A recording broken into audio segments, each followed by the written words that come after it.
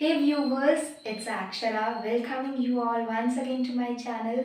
तो guys, आज हम लोग कर रहे हैं part number 2 of chapter number 5 coal and petroleum.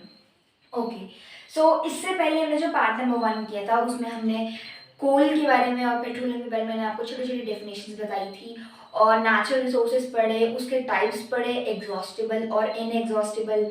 Then हमने फॉसिल फ्यूल्स पढ़े, फिर उसके टाइप्स पढ़े जो कौन कौन से होते हैं. कोल होता है, पेट्रोलियम होता है और नेचुरल गैस होता है.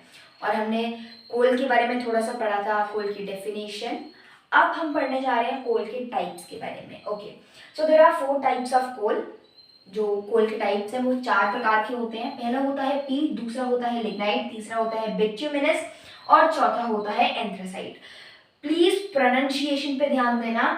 पीट, लिग्नाइट, बिट्यूमिनस और एंथ्रासाइट. ओके, अब पीट, लिग्नाइट, बिट्यूमिनस और एंथ्रासाइट चारों की अलग अलग प्रॉपर्टीज हैं. चारों दिखने में अलग है, इनके काम अलग अलग जगह यूज किए जाते हैं.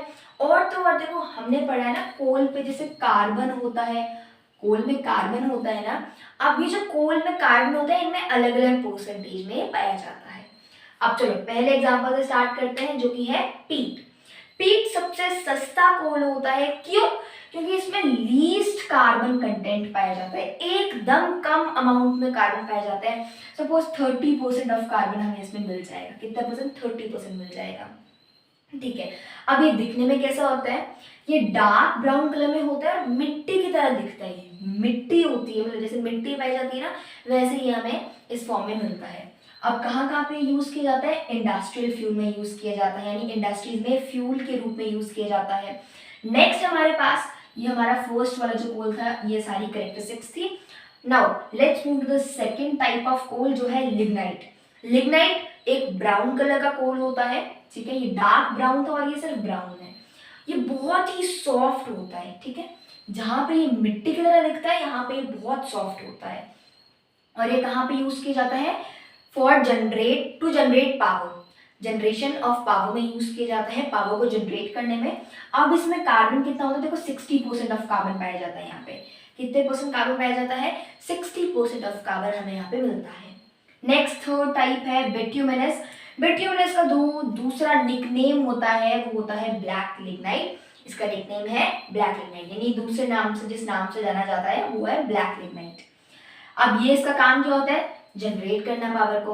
अगेन यही काम जो इसका था, लेकिन साथ साथ ये कुछ फ्यूल्स को भी मैन्युफैक्चर करता है. अब उन फ्यूल्स के नाम क्या हैं? जैसे कोक हो गया, कोल टार हो गया, एमोनिकल लिक्विड हो गया या कोल गैस होगी, उनको ये जनरेट करता है. लेकिन हमें तो समझ ही नहीं आया कि कोक क्या है, कोल टार क्या है, एमोनिकल लिक्विड क्या है या कोल गैस क्या है.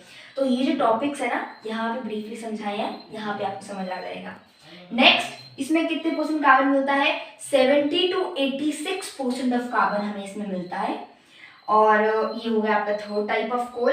Then next move to the fourth type, anthracite. Anthracite सबसे एक्सपेंसिव कोल है और सबसे हार्डेस्ट कोल है और इसके अंदर मैक्सिमम एनर्जी कंटेंट है. देखो, जो मैक्सिमम जो एनर्जी कंटेंट जिसमें है वो सबसे हार्ड कोल है और जो हार्ड कोल है वो सबसे एक्सपेंसिव कोल है. ओके, इसमें 86% से भी ज्यादा कार्बन पाया जाता है. 86% प्लस, और प्लस का मतलब मोर देन. ठीक है, 86% से ज्यादा यहाँ पे कार्बन मिलता है हमें. और हीटिंग में यूज होता है, फर्नेस में यूज होता है और स्टीम इंजन में यूज होता है. फर्नेस कौन सा वाला? माइनक्राफ्ट वाला. चलो let's move to the next topic जो है डिस्ट्रक्टिव डिस्टिलेशन ऑफ कोल. ठीक है, इस वर्ड से आपको क्या समझ आता है? हमने कहीं ना कहीं वर्ड डिस्टिलेशन पहले भी पढ़ा है. हाँ, हम लोगों ने क्लास 6th या 7th में डिस्टिलेशन ऑफ सॉल्ट पढ़ा था, अगर आप लोगों को याद होगा, कि कैसे हमें सॉल्ट मिलता है. डिस्टिलेशन का मतलब क्या होता है? किसी भी चीज आपको कैसे मिलती है. ठीक है, आपको कोई प्रोडक्ट कैसे मिल रहा है. तो हमें डिस्टिलेशन ऑफ सॉल्ट पढ़ा था, कैसे हमें सी से मिलता है. आज हम लोग कोल के बारे में पढ़ेंगे, डिस्ट्रक्टिव डिस्टिलेशन. ठीक है, कि हमें कोल कैसे मिलता है. अब देखो यहाँ पे एक डायग्राम बनाया हुआ है. अच्छा, इससे पहले मैं आपको एक एग्जांपल देना चाहती हूँ. ठीक है, मान लो ये एक कोल है. ठीक है, ये कोल है।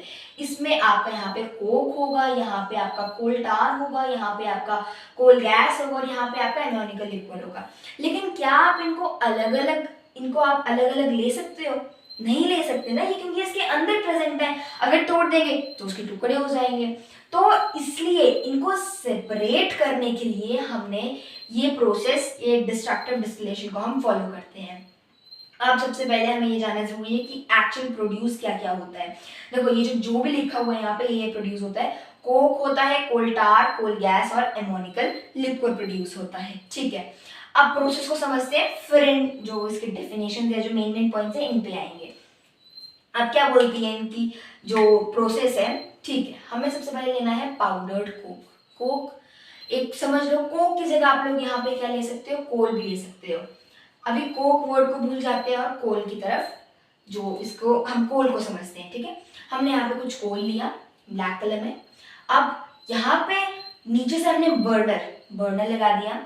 ठीक है, बर्नर लगा दिया और यहाँ पे इसको हमने 1000 डिग्री सेल्सियस में बर्न करना शुरू कर दिया। अच्छा, इससे पहले एक बहुत ही इंपॉर्टेंट टॉपिक्स बताने थे मैंने आपको।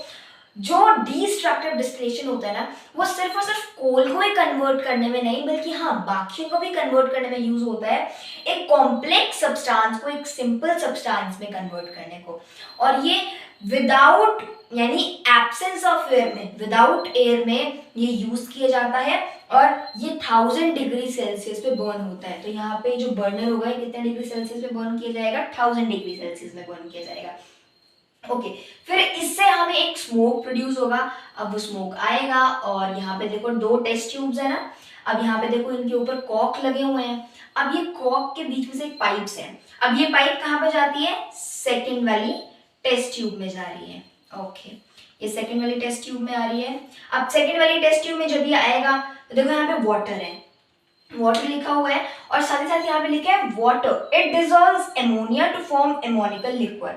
अब यहाँ पे वाटर में एमोनिया मिक्स हो जाएगा, जो आपका क्या बनाएगा, एमोनिकल लिक्विड बनाएगा। और एमोनिकल लिक्विड आपका एक ऐसा सब्सटेंस है जो आपको कोल के एक पार्ट का मिल रहा था। ठीक है, चलो अब जब ये डिसॉल्व होगा वाटर के साथ और एमोनिकल लिक्विड बनाएगा, तो साथ ही साथ नीचे भी एक रेसिड्यू मिलेगा हमें, और उस रेसिड्यू को हम क्या बोलते हैं, उस रेसिड्यू को हम बोलते हैं कोल टार। क्या बोलते हैं, कोल टार। चलो हमें एक और सब्सटेंस मिल गया। चलो बच गए कितने, 2 सब्सटेंसेस। अब जब ये प्रोसेस होगी एमोनिकल लिक्विड और कोल टार की, तब कुछ स्मोक भी रिलीज होगा। वही स्मोक जो यहाँ से यहाँ पे आया था, 20% तो रिलीज हो गई अब वो, तो उसको हम क्या बोल देंगे, कोल गैस बोल देंगे। ओके, हमें थर्ड भी मिल गया। बच क्या गया, कोक बच गया। कोक हमें स्टार्टिंग में जो हमने डाला था, देखो बिट्यूमिनस डाला था, जो कि हमने कोक की फॉर्म में डाला था, तो हमें मतलब फोर्थ भी मिल गया, सारे के सारे सब्सटेंस मिल गए। किसकी वजह से, डिस्ट्रक्टिव डिस्टिलेशन प्रोसेस की वजह से। अब इनको ब्रीफली समझते हैं। सबसे पहले है कोक। कोक एक सॉलिड ब्लैक सब्सटेंस है जो कि आपका बाद में मिलता है, और इसमें 90% ऑफ प्योर कार्बन पाया जाता है। साथ ही साथ ये कैसे फॉर्म होता है, अगर आप कार्बन प्लस H2O यानी वाटर को जब आप हीट अप करते हो तो आपको क्या मिलता है, CO2 प्लस H2 यानी कार्बन डाइऑक्साइड प्लस हाइड्रोजन मिलती है। Hydrogen in the form of not precipitation but या इट गेट इवेपोरेटेड। नेक्स्ट है कोल टार। ओके, वो वाला जो हमें यहाँ पे नीचे रेसिड्यू मिला था। एक थिक ब्लैक लिक्विड होता है ये, जो बाद में बचता है और एकदम गंदी स्मेल होती है, अनप्लीजेंट सी इसकी स्मेल होती है। साथ ही साथ ये कॉम्प्लेक्स ऑर्गेनिक कंपाउंड होता है। Okay, moving further to coal gas. Coal gas mixture है किस किसका, हाइड्रोजन का, मीथेन का, कार्बन मोनोऑक्साइड का और बहुत सारे ऐसे कंपोनेंट्स का, यानी गैसेस का।